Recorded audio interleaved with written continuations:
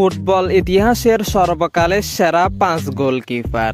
Number 5, Oliver কান, যিনি Germany football team এবং বায়ার্ন মিউনিখ ক্লাবের হয়ে খেলতেন। অলিভার কান তার ক্যারিয়ারে একটি চ্যাম্পিয়ন্স লিগ এবং 8টি বুন্দেসলিগা সহ মোট 17টি ট্রফি জয় করেছে।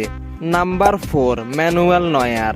নয়ার তার ক্যারিয়ারে একটি বিশ্বকাপ, 2টি চ্যাম্পিয়ন্স লিগ সহ মোট 37টি ট্রফি জয় করেছে। Number 3, Gianluigi Buffon. বুফন তার ক্যারিয়ারে একটি বিশ্বকাপ, একটি ইউরোপা লিগ সহ মোট 29টি ট্রফি জয় করেছে।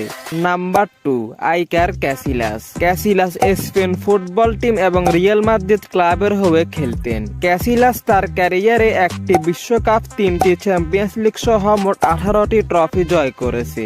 নাম্বার 1, লেবি ইয়াসিন।